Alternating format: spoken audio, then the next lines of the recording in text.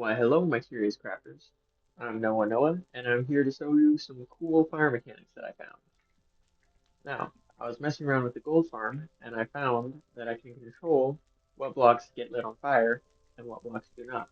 As you can see here, all of these blocks around this warped plank catches on fire really fast because I've got the lava being taken by some observers. However, if I were to do this, the blocks never light. And then if I place a block over here, they all light up. It doesn't matter what block I place there. That could be something stupid like a button, and it will still all light up. But if there's nothing there,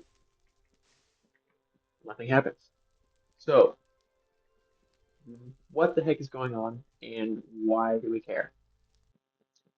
We might care because of something like a gold farm, where you're lighting blocks on fire to light a portal to spawn zombie pigmen.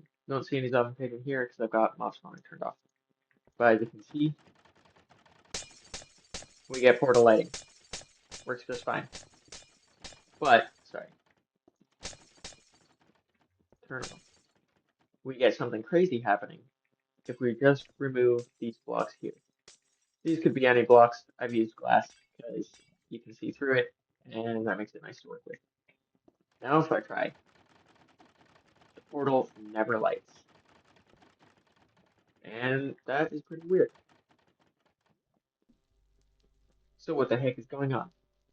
Well, I don't know for sure, but I have a guess. Lava will try and light blocks on fire by searching for flammable blocks. When it finds a flammable block, it will search around that block for air blocks to replace with fire blocks. So here we have a crimson, or not a crimson, a warped plank, and the lava finds that block, searches for air around it. But it does that searching in a particular order. First, it will search the east block, which is this one right here. Then we'll search the west, then the underneath, then the top, then south, then north. So, what is happening, so far as I can tell, is it searches the east block. If it finds air, it will replace that block with fire.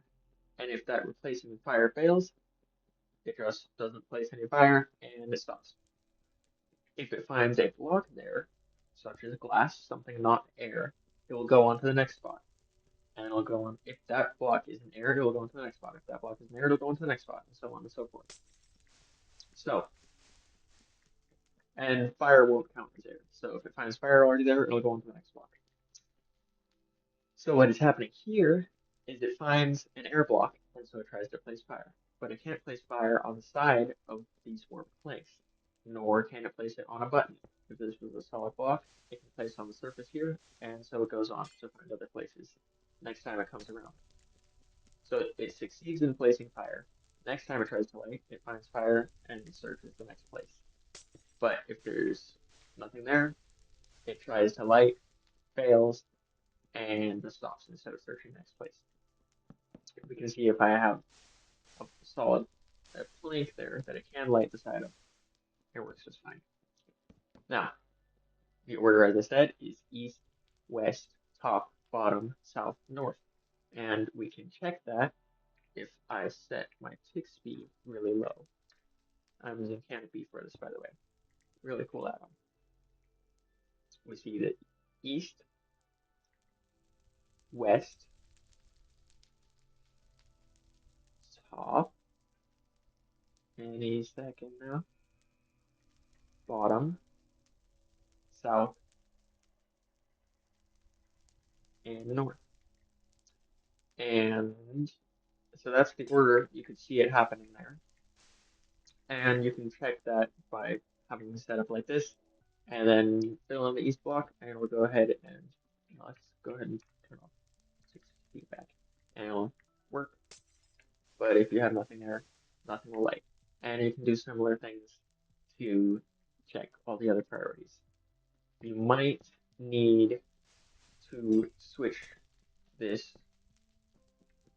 to a trapdoor to check top and bottom, because the top will only fail to light. It will fail to light with the trapdoor, but it won't fail to light with the warp plank. So here, it's trying to light the top, and it's failing.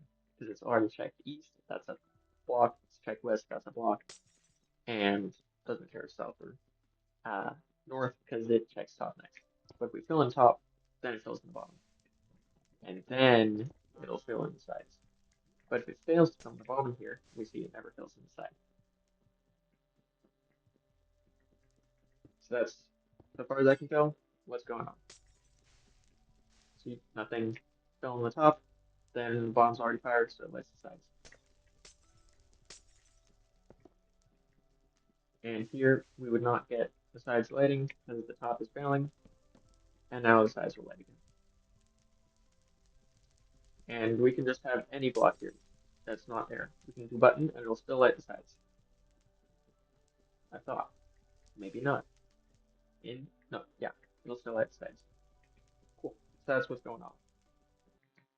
Coming back over to the gold farm, we can use this knowledge to explain why the portal was and was not lighting.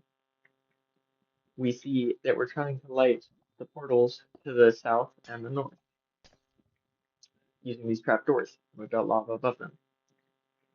It finds the trapdoor and it checks east, west.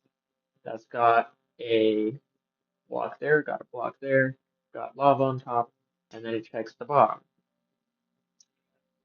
If this is air, it tries to light it, but there's nothing for the fire to sit on, so it fails and it doesn't light anything on fire. If we have a solid, some sort of block there, doesn't have to be glass, could be button, could be anything there. It instead goes on to check the south. And once it tries to light there, it does fail to actually catch that block on fire, but it succeeds for long enough to light the portal. And then the next time it comes around, it checks the bottom, it checks this side. Oh, it's a portal block rather than air. I'll light this block over here. So that explains why having the blocks underneath causes the trapdoors to successfully light the portal, but not having blocks causes failure.